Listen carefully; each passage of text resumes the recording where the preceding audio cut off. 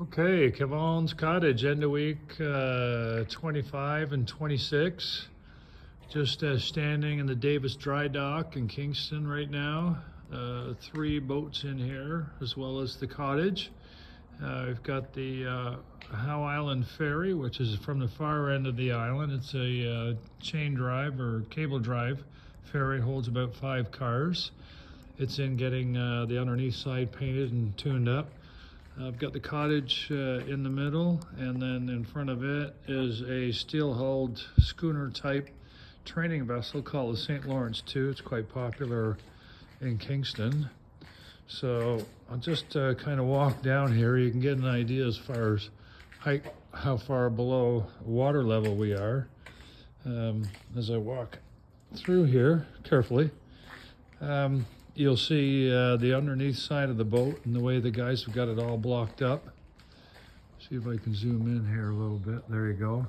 So they set all the blocks in when it's empty, and then they do all the math, figure everything out, and then we lower the boat slowly until it rests on those the cribs, and then they put bracing on both sides, as you can see, 6x6s running to the sidewalls on both sides, as well as braces underneath. So as I get closer, you'll be able to see at the back of the boat, they've got the final welding done on the rear step, and now that a round tube is being welded to the back, and then it'll be all ground off so that we have a nice smooth radiused end for the overhang on the rear steps. The guys have scraped, let me climb over here. The guys are scraping the bottom of the boat off, and then they're welding anywhere where there's pitting. They weld in metal. Let me just show you here. So you can see spots that have been pitted, and then they go ahead and they will weld in, and you can see right here, there's one that's been done before. I'll show those to you there. So any big holes, they go ahead and fire some new welding in it, and then that'll all be ground down, and then they'll put another coat of black, basically black paint on it. This week, while it's been in here, excuse me, I've been sanding down the port side, so left side of the boat. I've been sanding down, so you can see that right there. So that has all got brand new paint on it. I'll go show you the whole way down. And then the area at the bottom there where all the dust and that is, that's from the water line up. That'll all be done underneath and up to the blue in that black epoxy coating, which is really good for, that's the area where the boat's in the water all the time. I can't show you a whole lot of other stuff on the boat because this place is so big, it takes forever to walk around.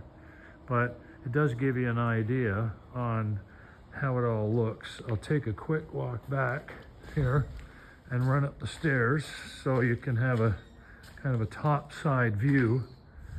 There's the ferry. Top side view of what the full dry dock looks like. It's quite massive, and it's very busy in here, so everything is scheduled as far as timing goes. We haven't had the best weather, lots of rain, and today's supposed to be no different. But as I walk up here, you can see all the bracing on the far side of the boat. A lot of the other boats don't need the same kind of bracing that the Cottage does, because the Cottage is a lot wider and the keel is very narrow. So they put a lot of bracing on it so it doesn't flip over. But if you take a look at that, it gives you a pretty good idea of what's all involved. So I can back up a little bit. There you go. So you can see how it works there. And then, of course, on this side, this is the gate that opens right here. And then, of course, you can see the water is right even at the top. So that's lake water height there. Pump house is right there.